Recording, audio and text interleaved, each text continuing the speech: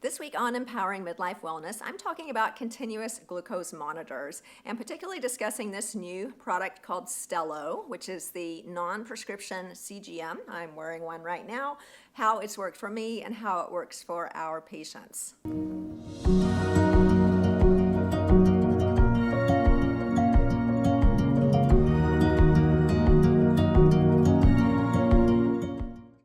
Hi friends, and welcome to this week's episode. If you're just joining me, I'm Dr. Susan. I'm a board-certified gynecologist and certified menopause practitioner dedicated to taking care of women in midlife, specifically around menopause and beyond, so that we can feel great now and also set up the healthiest elderly version of ourselves, because of course that starts today. So one of the most important things that we all struggle with in midlife, including me, is some form of weight gain around the middle, metabolic dysfunction, meaning some alteration in our sugar control, even prediabetes or diabetes. And all of that can be lumped together into a decrease in sensitivity to the hormone insulin.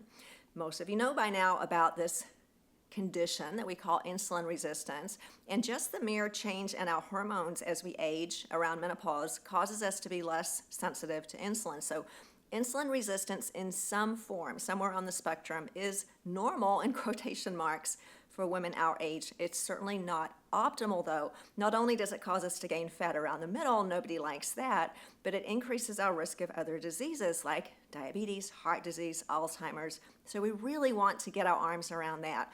Now, I made a video a couple of months ago about insulin resistance that you might want to refer to get some more information about the condition itself. But today I want to talk about how we can monitor our sugar, specifically about the over-the-counter continuous glucose monitor that's now available and what my experience has been with using it and what my experience has been with our patients using it. So how do we know what our blood sugar is unless we check it? Well, we don't really. Now, one can assume that if we eat a bunch of sugar, our sugar is going to go up, of course.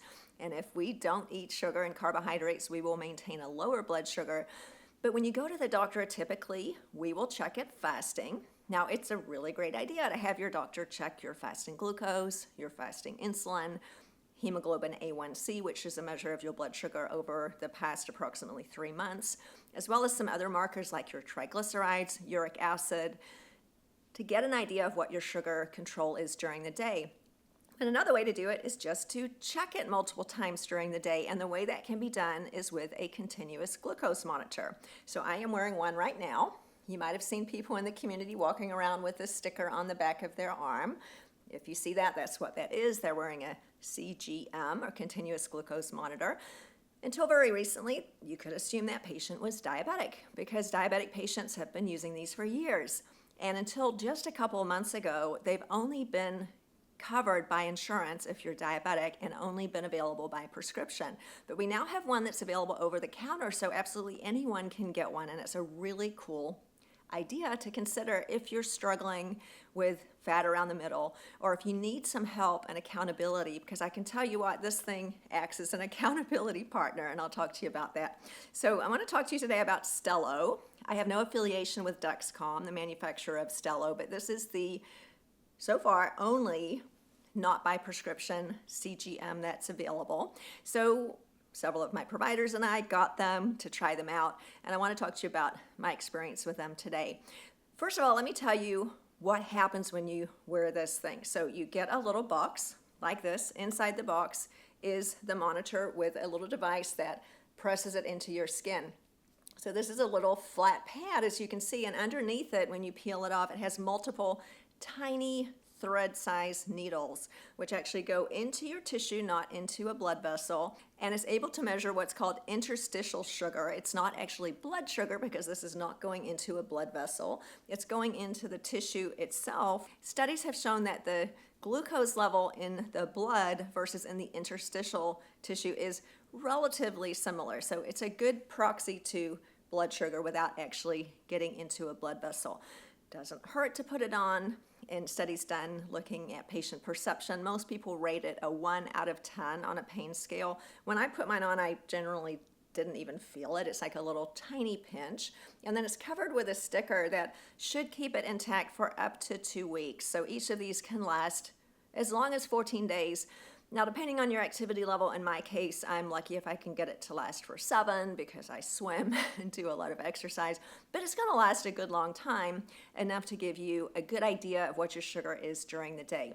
So this uses Bluetooth to go to your phone, and you'll get a reading every 15 minutes, and you'll be able to see what happens to your sugar during the day and how that varies based on what you eat. So a fun idea is to do some experiments. What I recommend when patients first wear a CGM is just do what you normally do for 48 hours and then look at the data and see what happens. What we would like to see is that your fasting sugar is somewhere between 70 and 90. That means before you eat, it should be an average of 80, plus or minus.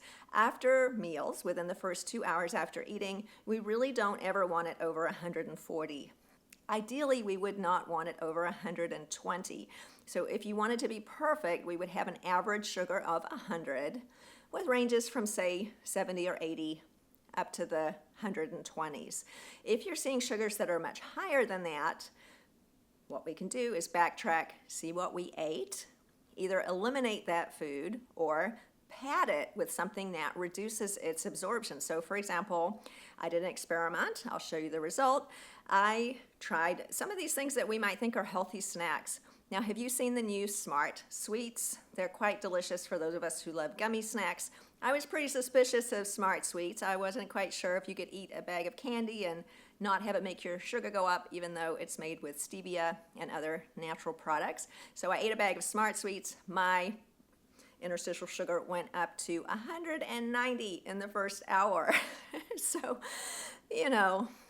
sometimes we just have to fact check what advertisers are telling us.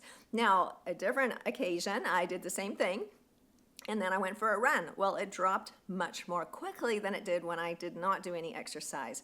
If I had eaten a bag of Smart Sweets after I had eaten a rich protein meal like a piece of salmon or a couple of boiled eggs, I would have seen my sugar go up much less. So in other words, you can do experiments where you're eating your particular food and then trying different things, and those would be, again, either removing that food if it's just not going to work. So I'm taking Smart Sweets off my list of things to eat. There was nothing I could do to keep my sugar under 140 after a bag of Smart Sweets. Nothing at all. And I tried because I really like them. So eliminating the food is obviously number one. Or if there's a particular food that you just love and you want to keep a little bit of it in your daily nutrition plan, exercise. That is going to drop your sugar quickly because sugar will be stored in your muscle, not only burned up during that exercise, but also it opens up channels for the sugar to be able to go into your muscle to be stored for later use. Or eat that food with or after having protein and fiber, and that's going to dampen the degree to which the sugar is absorbed. So you'll still see the sugar go up, but it'll be a little bit less of a spike and more of a slow curve. So after a few days of doing these experiments, you're going to learn very quickly which of the foods you're eating spike your sugar and which don't. For example, if I eat a handful of almonds, nothing happens to my sugar. It will be 80 and it will stay at 80. If I eat a boiled egg, same thing. My sugar will stay exactly the same. If I eat a piece of salmon with some brown rice, it'll go up a little, maybe to 120, and then it'll come back down within 2 or 3 hours. We can do these experiments and learn how to keep our sugar in normal range. Again, going back to the why, the point of all of this is so that we don't have a spike in insulin. It's actually the spike in insulin that we're more worried about than the spike in sugar. But as of today, we do not have a continuous insulin monitor. Those are in the works of being created. And that'll be an even closer approximation to what's going on in our body. You can imagine that insulin is spiking just a little bit after that sugar spike or right around the same time. And I always like to do this visualization. If we're having an insulin spike, that is our body trying to get the sugar out of our blood because it's a very clever hormone that wants to keep our blood sugar normal. It's going to look for places to store that sugar, and one of its favorite places is in our adipose tissue. So if our goal is to not store fat, or especially if we're trying to lose fat, we want to eliminate those glucose spikes. So once again, Stelo, it's really inexpensive compared to the prescription ones at least. Prescription Dexcom 7, for example, which is a prescription for diabetics primarily, would cost you something like $250 at the pharmacy for less than a month's supply. Stelo is $99 for 2 of these things.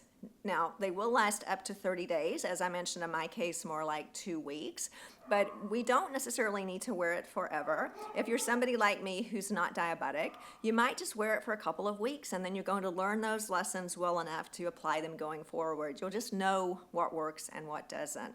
Another great benefit of wearing a CGM is it's a powerful accountability partner. In our weight loss program, patients who choose to wear a CGM versus those who don't lose more weight. Not because they're wearing a CGM in particular, but because it helps to remind them not to eat that certain food that could get them in trouble.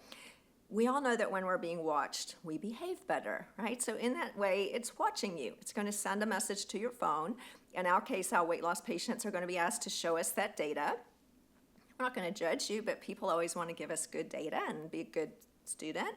And so it just reminds you to stick to the plan that you already know is the right plan for you. So great accountability partner. It does change behavior because when we're being watched, we behave better. Most importantly for long term, it gives us education about what foods spike our sugar and which ones don't.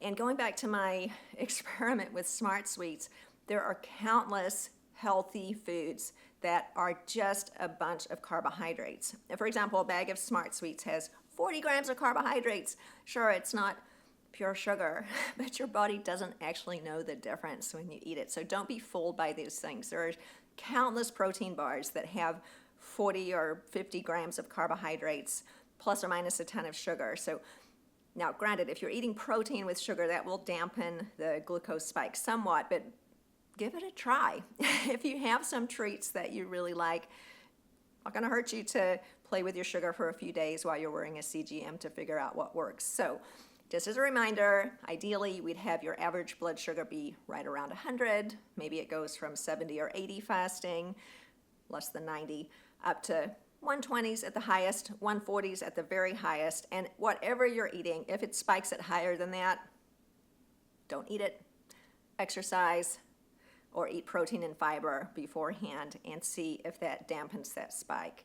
So you don't have to give up everything altogether, but you can choose timing that's going to make less of an effect for that insulin, and of course that's going to store less fat and ultimately reduce your risk of diabetes, heart disease, Alzheimer's, all the things that we don't want. So overall, I'm going to give it a really good grade. This thing's been great. No problems with it. It's easy. It doesn't set off alarms overnight or have any annoying noises. Relatively inexpensive, great educator. We're definitely recommending it for our patients. You can go to the website below and order one for yourself, give it a try. So I hope that's some helpful information about CGMs. If you learned something today, don't forget we do see patients in person. If you're interested in joining our weight loss program, we do use GLP-1 agonists for patients who qualify. Those are drugs like semaglutide or tirzepatide. We're located in Houston, Texas, but if you live in Texas, we can prescribe medicine for you. If you don't, we can still see you in a coaching capacity. So wherever you live, check out our website below, and we can't wait to see you. And I can't wait to see you next week.